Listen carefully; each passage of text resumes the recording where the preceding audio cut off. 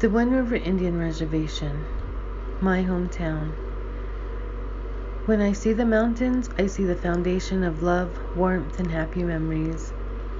I had the best childhood I could ever ask for.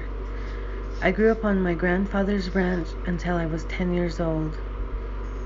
My grandmother died of breast cancer, and he would retire and become an artist and an activist for our people. We remained close, with our houses down a row and my grandfather's house being on the same street. He taught us that education is important and to never rely on the government. When he was very young, he was sent to boarding school. When he was sent home, he joined the military and received a Brown Star in World War II. My grandfather Eugene taught us our language and traditional values that will be carried on to my children. I am blessed to be from both tribes. I am Northern Arapaho and Eastern Shoshone. They share a reservation since 1876, but have been fighting a war on their land since 1492. The non-native view of my hometown is that statistically 80% are unemployed. We have a high rate of alcoholism, suicide, child abuse, teen pregnancy, opioid abuse, according to a recent New York Times article. Racism is still alive on our reservation.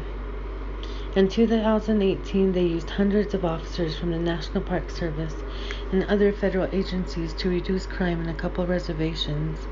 They are the Mescalero Apache Reservation in New Mexico and the Wind River Indian Reservation that was nicknamed the Surge after the Iraq War. According to the Department of Justice, it increased crime by 7%. A lot of hateful racism is felt on the city of Riverton, located in Fremont County. The Riverton City Park is a great example. It's a gathering place for us to have our birthday parties, let our kids play, and of course feed our local park rangers. There's a few white people in Riverton, not everyone, that make their ignorance and hate very obvious. A white person gave a park ranger a bottle filled with antifreeze.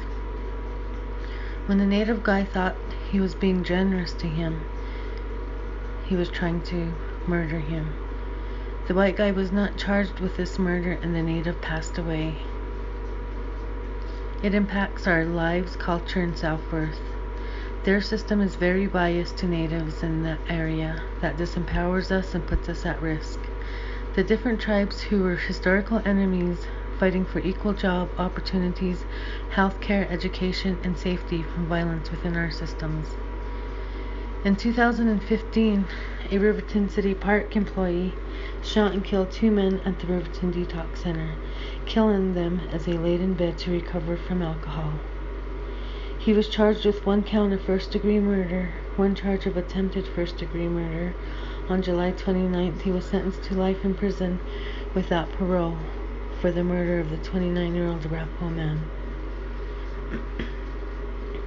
Roy Clyard was 32 years old and worked for the city park for 13 years.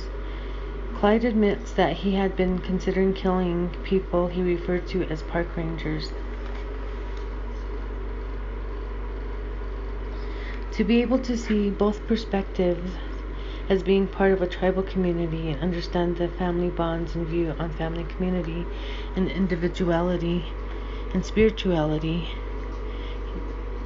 you have to be identified as a tribe. The government has had our mistrust, the natives' mistrust, since 1876.